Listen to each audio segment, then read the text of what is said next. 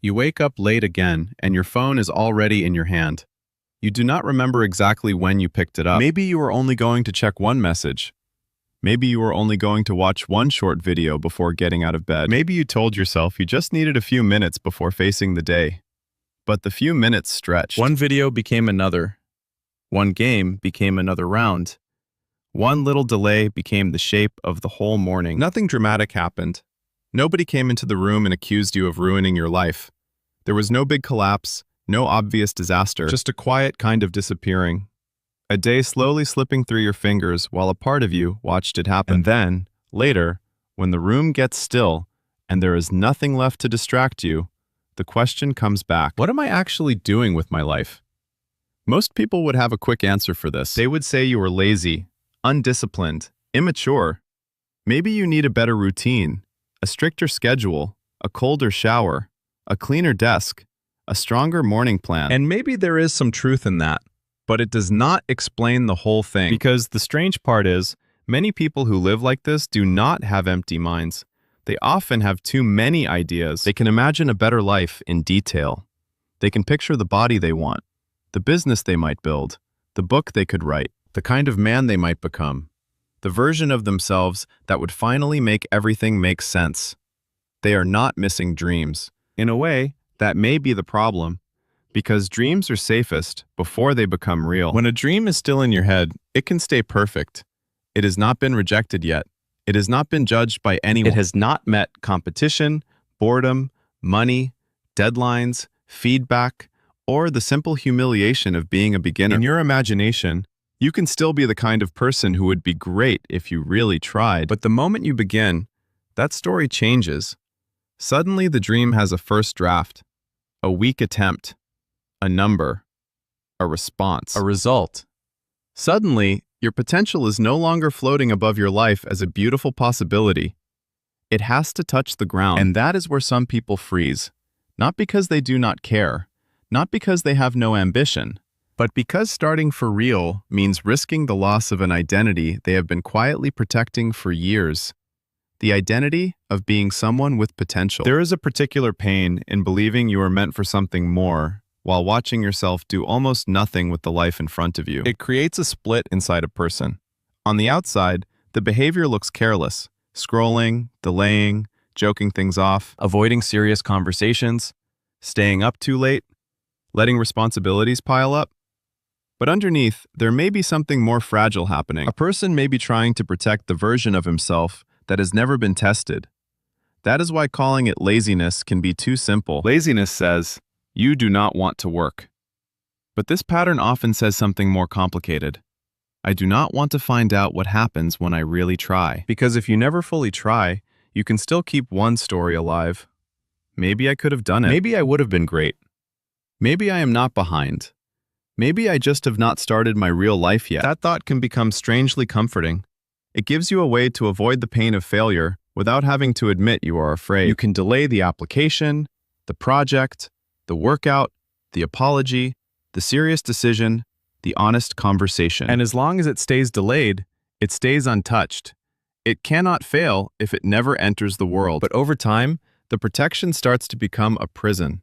A person can begin to live what feels like a temporary life. The job is temporary. The room is temporary. The relationship is temporary. The city is temporary. The current version of himself is temporary. He tells himself that one day, when the real chapter begins, he will finally show up differently. So he does not fully care for the life he has now.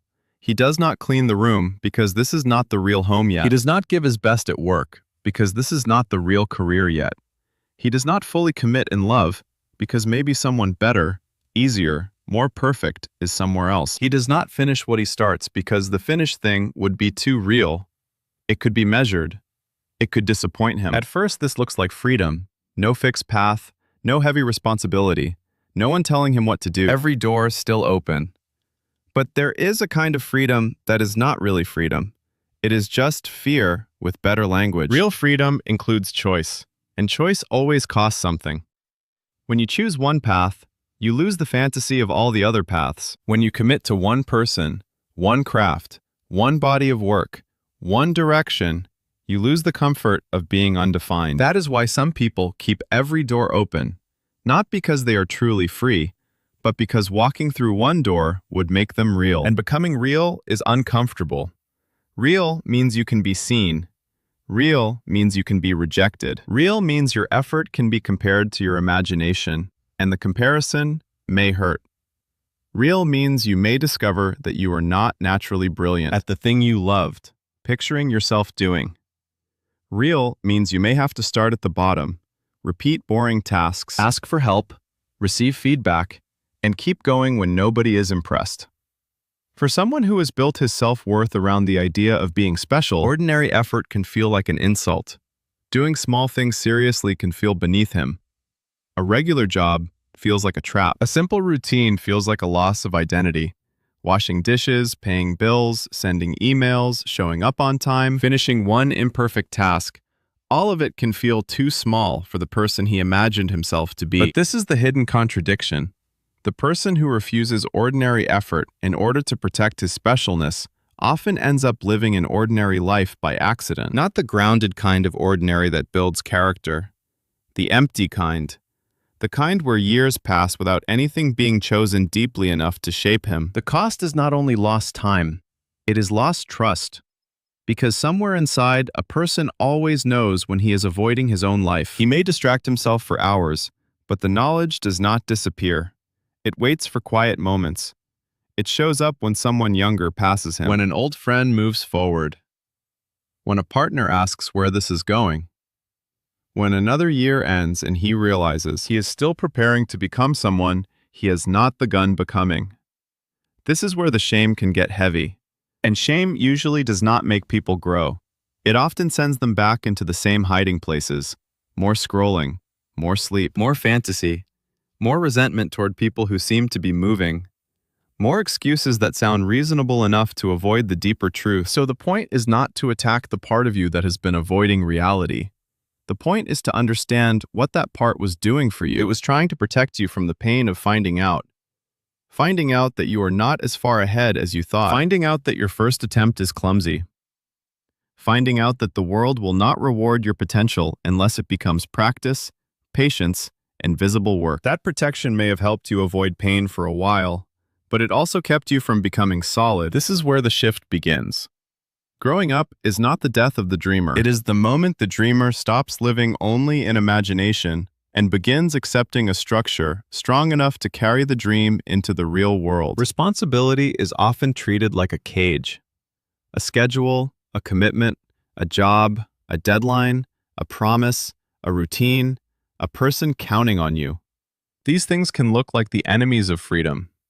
But for a person trapped in potential, they may be exactly what turns fantasy into form. A writer is not less creative because he sits at the desk every morning.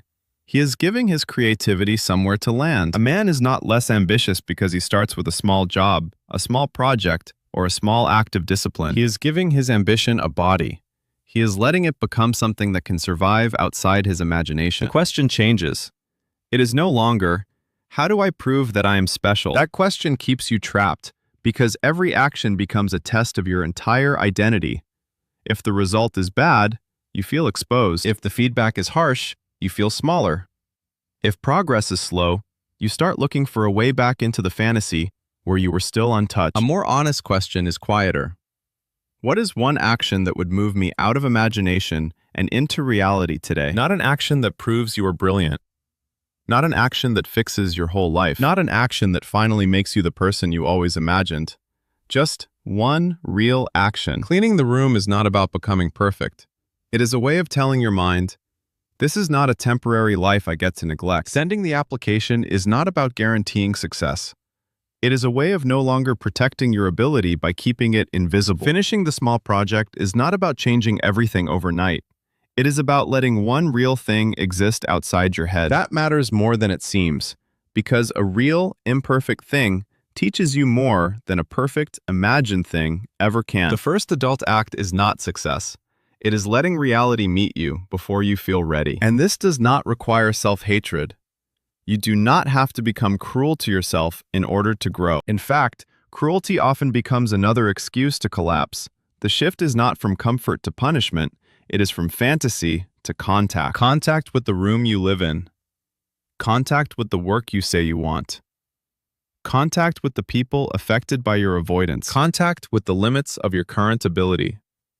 Contact with the small, boring, grounding facts of a life that is already happening. The person who grows up is not the person who stops dreaming. It is the person who stops using dreams as a place to hide. He can still want more. He can still carry ambition. He can still feel that something in him is unfinished. But he no longer worships potential as an identity. He no longer needs the dream to remain untouched in order to feel valuable. He lets life test him. And that testing will not always feel good. It may make him feel less impressive at first. It may show him how much he has avoided.